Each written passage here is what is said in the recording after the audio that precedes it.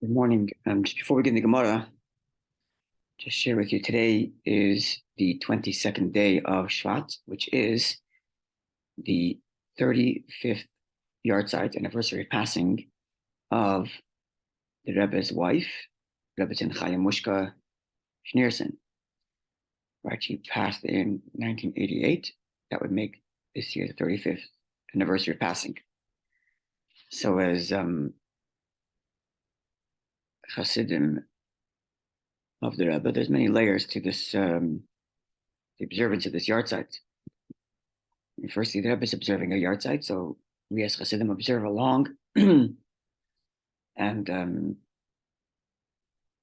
perhaps on another note, there is the fact that we as in Hasidim in particular, but Jews in general, owe her a debt of thanks, and that she literally shared her husband with the world.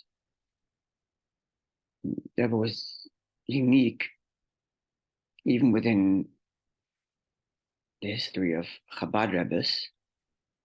The Rebbe took no vacation, ever, at all. Other Rebbes certainly do, outside of Chabad, and even within Chabad, the history of Chabad is such that Rebbes would go on vacation to what they called in Russian dacha, which was like country. Yeah, country house. They'd go to either the ocean side or whatnot, and they would rest, and they would fresh air, they would take their svarim, they would teach Chassidus there, but they would take respites. And the Rebbe did not do that at all, ever. And Rebbe worked at just observably to the naked eye, observing the Rebbe on a daily basis. You can see the amount of hours he spent at work, and just it was a huge amount. And the Rebbe's wife, encouraged it, didn't stop it, and supported it right from the beginning. In fact, at the beginning, after the previous Rebbe passed away, and the Rebbe was hesitant to take the position of Rebbe, even though he's being pushed by many of the Hasidim, many of the followers, his wife, the REBITZEN, pushed him to take the position. So it's to her credit and her merit that her husband, the Rebbe, was able to accomplish and achieve what he did. She shared him with the world. And just a story with the REBITZEN, that's a little personal story, because involves my grandmother, whose shleishim we're going to observe this Wednesday. So my grandmother, my father's mother, who lived in Australia, was a relative of the Rebbe's family, not the Rebbe's family, but the Rebbe's family, of his mother. And my great-grandfather were first cousins, and close first cousins, because their parents were brother and sister. So brother and sister married brother and sister. So my great-grandfather and Rebbe's mother were first cousins from both sides, right? Because the brother and sister married a brother and sister. And so because of that, there was a familiar connection between my grandmother's family and the Rebbe's family. So in fact, there was one time that the Rebbe told my grandparents that when you come back to visit, don't just visit as Hasidim, but come visit as family. So once said that. Anyway, so when she would come to New York from Australia, however often it was, I don't know, maybe a few times, she would visit with the Rebbe's wife. Now, this is a rarity. The Rebbe's wife was not a public figure. In fact, quite the opposite. She was the most private person. I would venture to say over 90% of Hasidim did not even know what she looked like until after she passed and pictures emerged. Imagine 90% of the people, if they saw her on the street, wouldn't even know it was her. She was really, really a private person, which adds to this incredible fact that she shared her husband with the world. She maintained certain very close relationships with people who she trusted and she knew would come visit her in the house, and she would entertain. But very few people, and in a very dignified, personal, and behind closed doors manner. She's a very, very, very private person. And the relationships she maintained, most of them were people she knew from Russia, from her days before she came to America. Some were not. Some were new friendships she forged in America. I think most of them came from Russia. Anyway, so I don't know that my grandmother had that kind of relationship with the REBITZEN, but she had enough of a relationship that whenever she would come to New York, she would visit the REBITZEN and his wife. So one such visit My grandmother, who herself is an old Russian aristocrat. She grew up in Leningrad, which is a big city. If you're familiar with Russian culture of the beginning of the century, you understand what it means, someone growing up in Leningrad versus, say, growing up in another village in Russia. Aristocratic, she was educated, and so on and so forth. And coming herself from Lubavitch family, her family related to the Rebbe side, but nonetheless, she grew up with the Lubavitch family, understanding Lubavitch history. And for her, it was not unfamiliar, not out of the question that a Rebbe would take vacation. She wasn't aware of the fact that living in Australia, she wasn't aware of the fact that the Rebbe didn't take off a day of work. When did she arrive in Australia?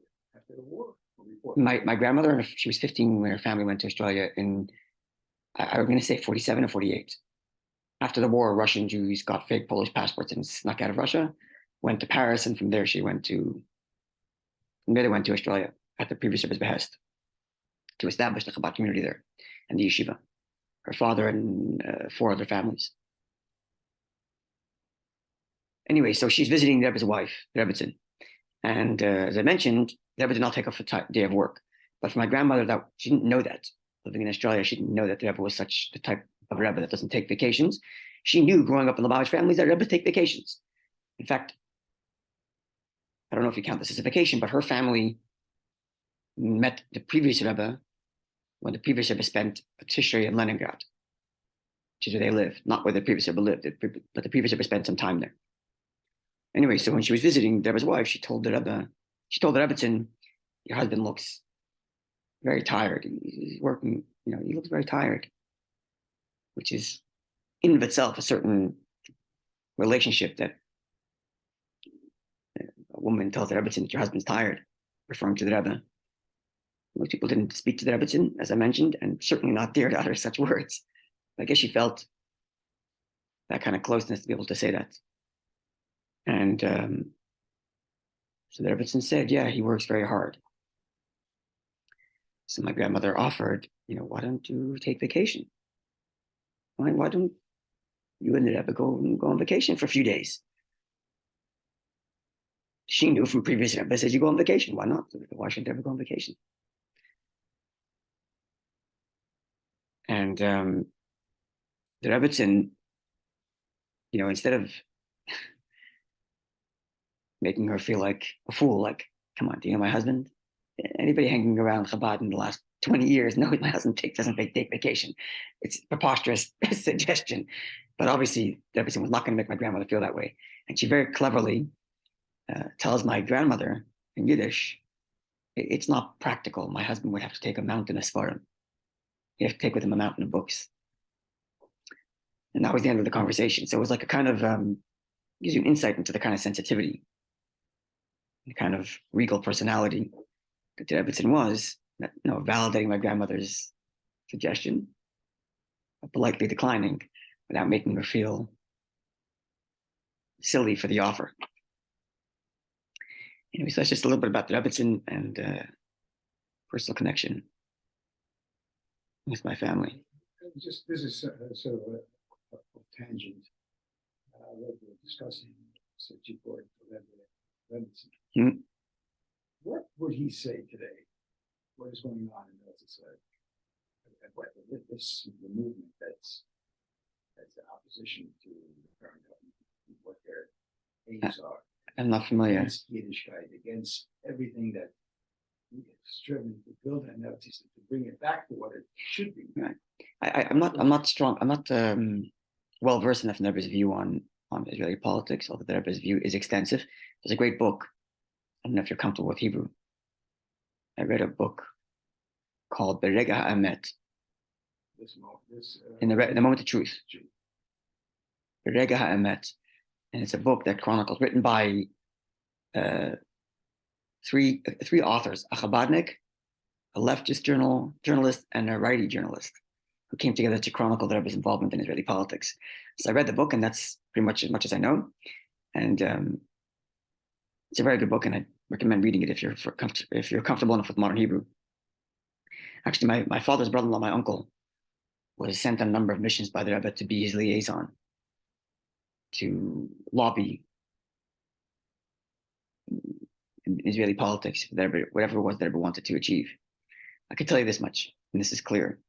Rebbe pushed and sometimes achieved what Rebbe called a narrow right-wing government, narrow and strong right-wing government, and that it's not narrow in the sense that it's not heavily bureaucratic and overburdened by mass coalitions of a bunch of different parties that very easily splinter, but rather narrow and strong. And another thing they were fought for, that I think they were pushed for on a national security level. I think they ever felt that too broad of a government with too many splintered views could lead to lack of security. I think that was their thinking on that. Another thing they were fought for tremendously fought for this. Waged. Sorry. Right. So that was the idea. The narrow, strong right-wing government meant not giving away land. I never felt that giving away land was antithetical to peace, because it's like you give them an inch and they want a mile. In other words, you show weakness. That will not resolve. Yeah, they would truly believe that having a strong right-wing narrow government with a strong army, in and of itself, will prevent war. And they would say this, that this is not just for Jewish lives, but it's for Palestinian lives too. Having a strong government that does not compromise on its own integrity, literally militarily and on land, not giving away land, is itself safe, certainly for Jews, but even for Palestinians, because just will be less conflict when the enemy knows you don't win. Right? If they know that causing terror gains them land, then they're going to do more terror to get more land. And if the answer is absolutely not, do what you will, but you aren't getting anything, then eventually it'll stop. That was Rebbe's thinking. Rebbe was actually in that book, this Berega Met, that chronicles the Rebbe's deep dismay in the post 67 trade Sinai Accords. And something I didn't know that they've actually talked about in this book, there was apparently in touch via wire, via telegram, to the Israeli government during the 6 days of the 6 Day War. And as crazy as it sounds, Deborah was very upset that Moshe Dayan on his own decided to go into Jerusalem. Do you know why? You would think why Deborah would want them to capture Jerusalem, because Deborah foresaw they were going to give it away. Yeah, that they would give it away. And Deborah said, better don't get it than get it and give it away. That's weakening and compromising your security, national security. See, imagine that. They foresaw, better don't get it than give it away and cost Jewish lives. And on that line, they was also very upset that they instead of just bombing from the air in order to preserve buildings, they went in by foot into Jerusalem. And that was upset because it cost the Jewish lives too. And it was like to preserve a couple of stones, you're risking Jewish lives. I was not happy about that.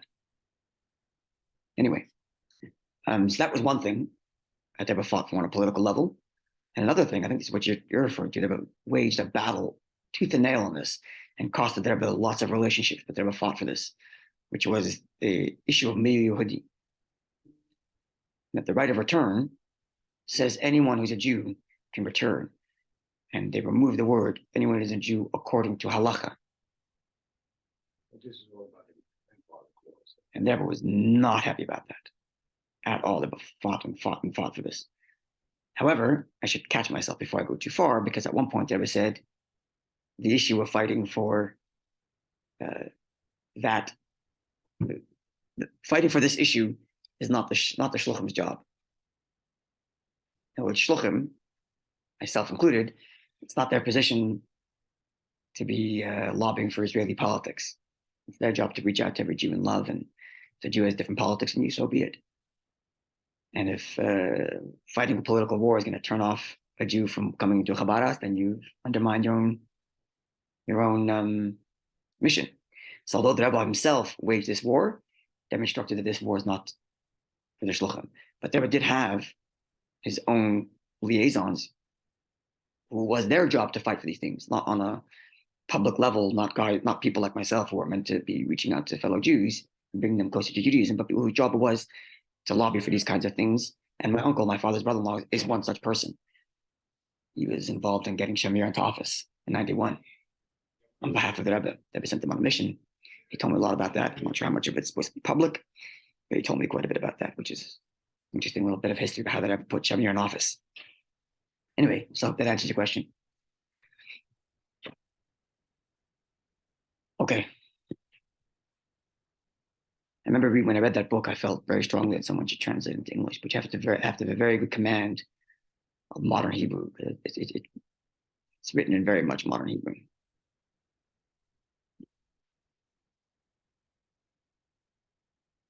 Okay, Memvav Amud Aleph. We are on page 46a.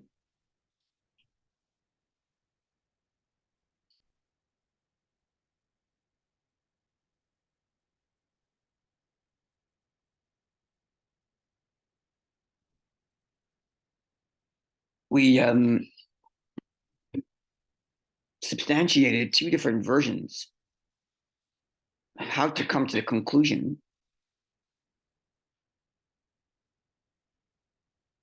that work that disqualifies a paraduma is beyond just the issue of a yoke.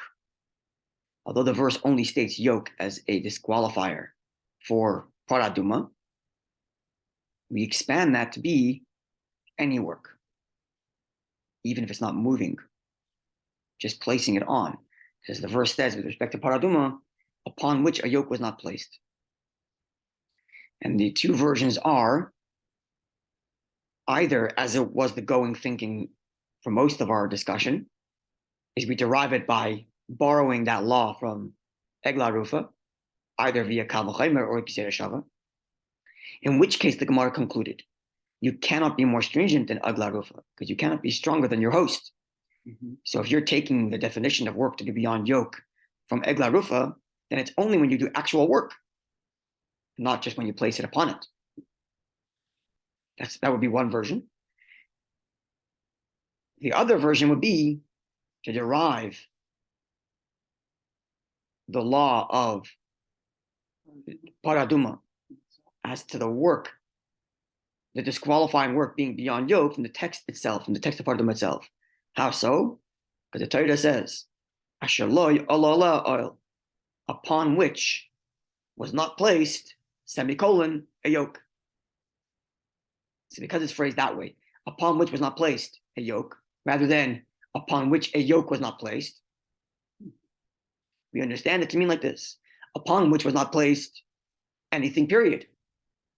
And a yoke has a unique law that placing a yoke on the cow, cow disqualifies it, whether it's intended for work or not intended for work. So the yoke is a bit more stringent than the other works, but every work or any load that is placed upon the cow disqualifies it. That's where we left off. Now the Gemara says like this. Having said that, the Gemara now says we have a very similar Mishnaic text that analyzes the verses Egla Rufa in a very similar manner. How so? The line begins with the word oil. It's 1, 2, 3, 4, 5, 6, 7, 8, 9, 10, 11 lines up from the bottom of the page. The line begins with the word oil. Then you go to the middle of the line and it says Vitanya. You see it, Robert? Yes. Yeah. Want to show it? Found it?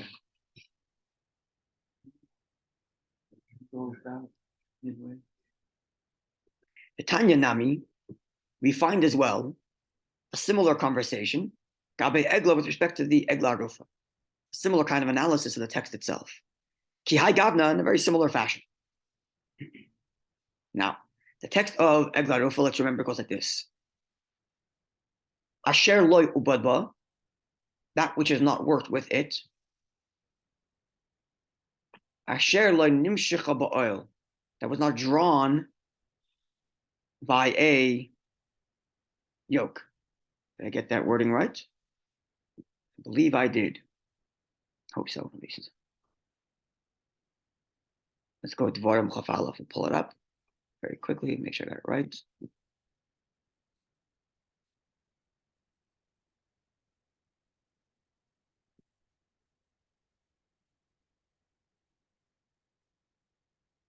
Dvarim Chaf Aleph reads, okay, Deuteronomy 21, verse 3. Yeah, Asher lo yu'bad ba, that which was not worked with it. You bring a eglas bakar, being a calf. Asher lo yu'bad ba, that which is not worked with it. Asher lo moshcha ba'oil, that was not pulled by a yoke. That's the verse, right? Where there it says explicitly two things: no work and was not pulled by a yoke, right? So we know that it means only actual work, because even when it describes the yoke, it doesn't say upon which was not placed the yoke. It says which wasn't pulled by a yoke. And then when it talks about work that's beyond yoke, it says no work was done with it, actual work, not just putting a load on it, right? That was the distinction. Okay, the Gemara is going to discuss that in a second. Let's see. Let's see. The Gemara is going to discuss that. Okay, so what does the text say that the Mishnaic text that was similar to the text we had before about Eglaruf, about Paraduma? It says as follows. Oil, the verse says, which was not pulled by a yoke. Ainli ella oil. Had the verse only said that, I would conclude that it means only if it was only pulled by a yoke. Shara voides, other works that would disqualify the Eglarufa, Menayin, from where do I derive? Well, Talmud Sotah, because the verse says right just before it, Ashalai ubadba, no work was done with it. Mikol in any event, any kind of work. Right? Simple enough. So far, yeah. Mm-hmm.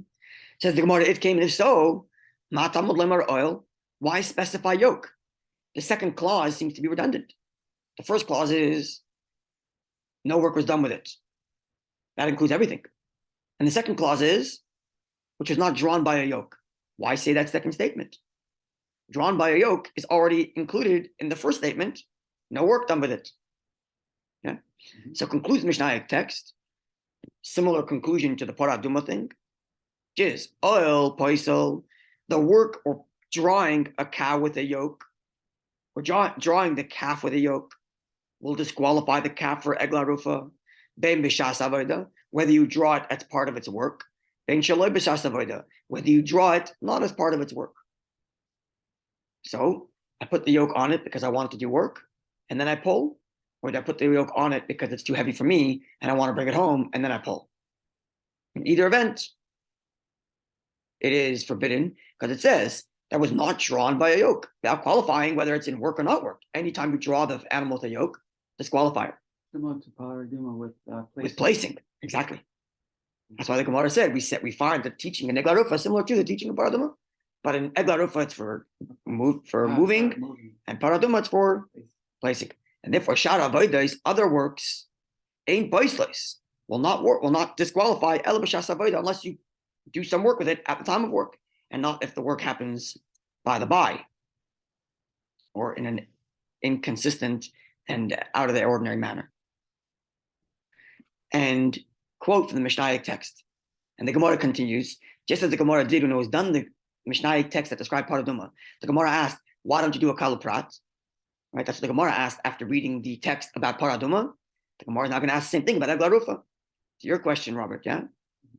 Why don't we say, when the verse has the first clause and says that no work was done with it, klal, this is a broad term. Oil, then it says not drawn with a yoke, prat, that's a very specific term. Klalu prat, when you have a general statement followed by a specific statement, ein b'chlal ela mashma prat, then the general statement is limited to that which it says in the specific term, which would therefore lead us to conclude oil only when there was work done with a yoke, then it is disqualified. Midiachrini, any other work, loy, does not disqualify it. And the Gemara concludes the same thing it concluded last time. Asher riboyu. The fact that the verse says that, the word asher, that itself comes to is a riboya, which means how do we translate it? An additional word, a riboy. It's an additional word telling us don't limit anything. So the same discussion that we had by Paraduma is now being repeated in Egla Rufa, both on the Mishnaic level, as well as the Gemara's analysis of that Mishnah, or the post-Mishnaic era's analysis of that Mishnah. And us, the redactors, are quoting both. Okay, so before the Gemara goes on to the next step of the Egla Rufa, the next step of the Egla Rufa would be, right, because we're going through the details of the Egla Rufa. We started off way back with how many judges got to go out there, how you measure, what kind of land, all that stuff. And now we get to the calf. Right now we're discussing the calf. What qualifies as a kosher calf for the Egla Rufa? The next step is going to be the fact that it's taken to a river. We'll talk about the definition of that river. Then we're going to talk about the fact that it has to be decapitated by an axe. And the Gemara knows all the details. So before the Gemara gets to the next detail, which is the river, the Gemara stops to discuss a number of more details with respect to the work that might disqualify an Egla Rufa. And the Gemara puts it this way. Amar Rabbi says, Rabbi relates to us about the following occurrence. Ba'i minei mi Rabbi Yochanan. The following inquiry was posed before Rabbi Yochanan. So again, Rabbi Yochanan is in the generation of the transition between the Mishnaic and the post-Mishnaic era. Rabbi Yochanan himself lived in Eretz Yisrael, studied under Rabbi Yehuda Anasi, the actual compiler of the Mishnah, and then moved to Babylonia, which of course is a very exciting event for the Jews in Babylonia. Rabbi Yochanan's arrival, right? I believe he moved, unless it was his students Rav and Shmuel who moved. I think he himself moved, if I'm not mistaken. And Rabbi Bo, I guess, which lived sometime later, is telling us about a conversation with Rabbi Yochanan, which of course makes it very authoritative. He's a link to the past, to the pre-Mishnaic era. And as I mentioned, we talk about this all the time. When the Gemara introduces a question with a certain word, we know what kind of question it is. In this case, it's ba'i, which, as we said, ba'i means an inquiry, meaning the questioner does not have any agenda. So ba'i minei Rabbi Yochanan. The following inquiry was posed before Rabbi Yochanan. Mishichas oil, the drawing of a yoke, meaning pulling an ox while wearing a yoke, or pulling the calf while it's wearing a yoke, to disqualify this calf for Egla Rufa, the kama. How much, what's the distance? How much does it have to be pulled in order to be disqualified? Amar le, Rabbi Yochanan responded to the one who inquired, Kimaloy oil, you got to pull it as much as the size of a yoke itself. So they further inquired of him, when you say it has to be pulled the length of a yoke, did you mean the length of the yoke or the width of the yoke? Obviously, the length is much longer. It's got to be the size of a yoke. It's got to be the size of a cow's ox's shoulder and then some. Whereas the width is not very big. So which one did you mean? It's a question of a couple of inches, maybe even a full foot, right? So Amar. Okay, so it seems like this inquiry was not to Rabbi Yochanan. Actually, no, maybe. No, sorry. This question was not posed to Rabbi Yochanan. The question posed to Rabbi Yochanan was only how much pulling disqualifies the ox. The answer was the size of a yoke. Now, this question was relayed to us by Rabbi Bo, this conversation. So we then asked Rabbi Bo, well, what did it mean? Did it mean length or width? And Rabbi Bo says, well, I don't know. I'm just relating a conversation as I heard it. I don't know. So Amar Lahu Amar Rabbanan, there was one such sage in the group who told them, Rabbi Yaakov Shmei, and this sage, his name was Rabbi Yaakov. So one of the students is there, hearing Rabbi Bo relay the conversation about Rabbi Yochanan, how they inquired of him, how much does it have to be pulled to be disqualified? And he said the amount of the size of a yoke. And everybody now is turning to Rabbi Bo and saying, well, how much is the size of a yoke? Is it a length or width? So Rabbi Yaakov, who's present, says, to me, it was explained to me, the words of Rabbi Yochanan, to mean Mishichas oil lerachbai tefach, the pulling of the size of a yoke in its width, which is a tefach. Yeah? Tefach is what again? Fist. How could that be the width? The width of a fist. the width of a yoke. It's the size of a 1x2 or 1x3, whatever. The yoke isn't that the harness of The yoke is the piece of wood that goes on the shoulder of the ox. It goes to the which is it- span of the width of the ox. That's right. So that would be the length of the yoke. That's the length. The length of the yoke. width is The length of the yoke goes across the width of the animal. That's the length of the yoke, right? It's let's say I see. it's okay. it's a 1x4x6. Let's say, I don't know. Okay, I'm just trying to understand what a yoke is. A yoke is a beam of wood Right. that goes on the shoulder of an ox.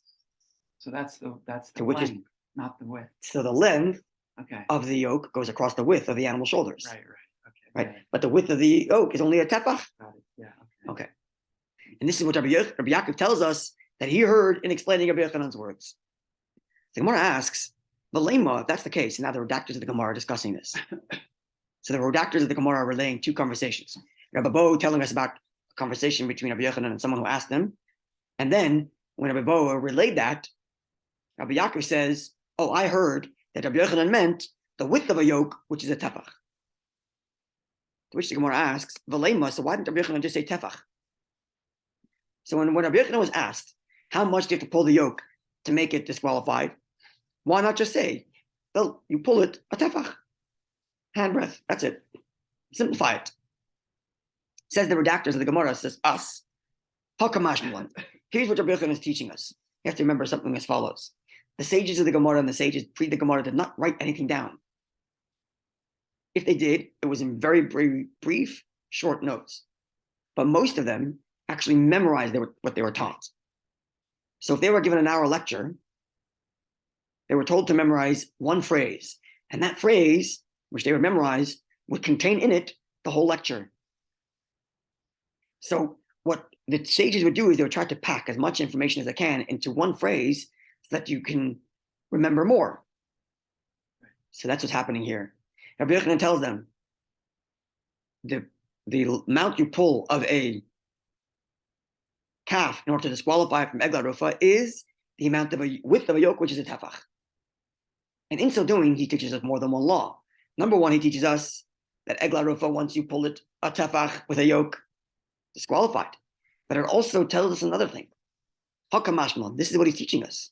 That she ordered the oil, the definition of the size of a yoke is tefach, is a tefach. Heve, that's what it is. Why do I care what the official size of a yoke is? Why would I care? Answers the Gemara, and this is related to the Rambam we're learning in the 3 chapters a day, to buying and selling. We're right now The standard of measure. of buying and selling. We're right now learning this in the 3 chapters a day for Rambam. We're learning the laws of buying and selling. And the laws of buying and selling are that the buyer and the seller have to have a mutual understanding of what is being sold. If the seller assumes it's one thing, but receives something else, he can return it and get back his money. Right. It's called a mekachtos. It's a sale under false pretenses. It has to be within a certain parameter, though. That's right. So now every item then has to have a specific definition. So if for most things it works very well. If you tell me you're selling me a cup, I give you money and you give me the cup, and then I pour water into it, and the water spills at the bottom of the cup because there's a hole. You're calling it a cup, but by any standard, by any national or international understanding of a cup is meant to drink out of, and therefore if there's a hole in the cup, I'm going to give it back to you and give it back your cash. Yeah. So then the question is, in all kinds of items, what is the definition of that item that I can return? So Rabbi Yochanan is telling us, when I buy a yoke from someone and it turns out it's thinner than a tefach, I can return it. And that's what Rabbi Yochanan says. The amount, and this is what he does cleverly to make us remember 2 laws at once. The prohibition of pulling a yoke is the size of a yoke, which is a tefach. And now I know that the size of a yoke is a tefach. And if I buy a yoke for less than a tefach, I can return it. Because it's too thin, it's not strong enough, it's not durable. Okay, we'll conclude over here. And the Gemara tomorrow is going to get to the transition into the law of the next part of the ritual, which is the river. How we define that river, and what makes it a strong river, what makes it a raging river, how we know that, and why that is. That, God willing, is coming tomorrow. Okay, wonderful day, Eden. But isn't there? Yeah, sorry. No, Okay. no.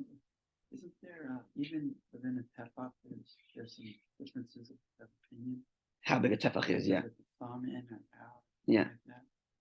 Is it 4 fingers or 5 fingers width, right? I thought it was something. Wait, no. The thumb sticking out or something. Right, so 4 fingers or 5 fingers. Oh, like this rather. I think there's that dispute. I see And the same thing is true of an amma. How many Right, tefachim in an amma? Amma, There's a dispute how much just tefachim is an amma, the yeah. temple amma was smaller, I think, than the Babylonian. So we go straight, that's right, yeah. Yeah. 6. Yeah. 5 tefach. Clearly, international measures were a struggle for a very long time. Yeah. It's not a new thing that we're fighting over inches or centimeters. It's been going on for a very long time. Okay, wonderful day, Eden.